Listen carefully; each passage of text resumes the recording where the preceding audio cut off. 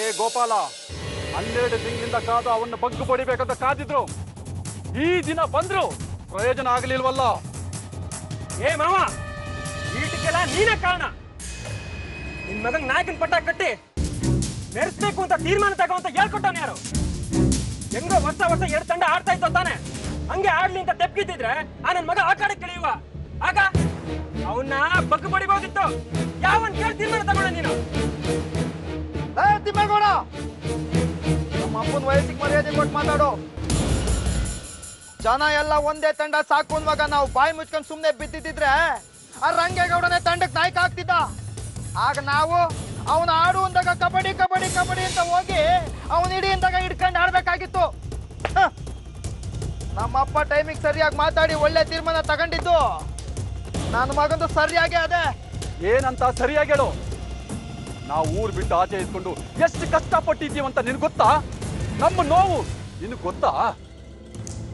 ಲೇ, ಅವನು ಮಾಡಿದ ಒಂದೇ ಒಂದು ಅವಮಾನಕ್ಕೆ ನೀವು ನೋವು ಪಟ್ಟಿದ್ದೀರಿ.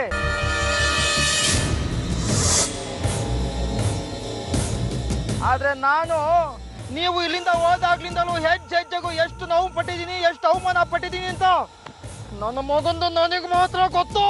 ಏಯ್, ನೋವು ಪಟ್ಟಿದ್ರೆ ಇವತ್ತು ಪಟ್ಟಿ ಹಿಡಿದು ತೊಡೆ ತಟ್ಟಿ ಆ ಕಡೆಗ್ ಬಾ ಆಡುವೆ ಅಂತ ಇದ್ದೆ.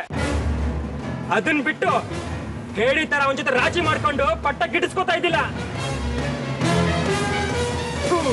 ಅವನ್ ಭಿಕ್ಷೆ ಹೆಂಗ್ ಕೊಟ್ಟಿರೋ ಪಟ್ಟದ ಮೇಲೆ ಕೂರೋದಕ್ಕೆ ನಿನ್ಗೆ ನಾಚಿಕೆ ಆಗಕ್ಕಿಲ್ವೇ?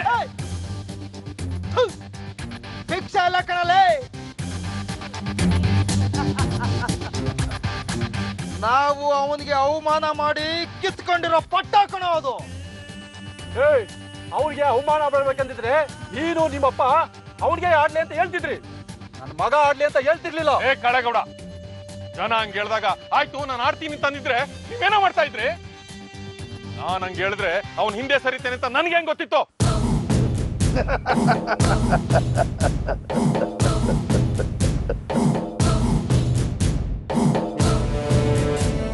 ಹತ್ಕೊಂಡು ಉರಿತಾ ಇದೆ, ಏನ್ ಮಾಡವ ಅಂತ ಯಾವನ್ನೋ ಒಬ್ಬನ ಕೇಳಿದ್ರೆ ಬಾ ಕ್ಯಾಬ್ರೆ ನೋಡಕ್ ಹೋಗವ ಅನ್ನಂತೆ. ಹಂಗೆ ಇಲ್ಲಿ ಹತ್ಕೊಂಡು ಉರಿತಾ ಇದೆ, ನಿನ್ ಪಗಡೆ ಆಡ್ಕೊಂಡು ನಗ್ತಾ ಕೂತಿದ್ಯಾ? ಏ ಗೋಪಾಲ, ನೀನ್ ಕುಡಿದ್ರೆ ಏನು ಬಂದ್ಬಿಡೋದಿಲ್ಲ. ಏನಾಗೈತೆ ಅಂತ ಹಿಂಗಾರ್ತಿ? ಇನ್ನೂ ಕಬಡ್ಡಿ ಆಡಕ್ ಟೈಮ್ ಅದೇ. ರಂಗೇಗೌಡ ಅನ್ನೋ ಕಾಯಿ ಇನ್ನೂ ಅಕ್ಕಾಡ್ದಾಗದೆ.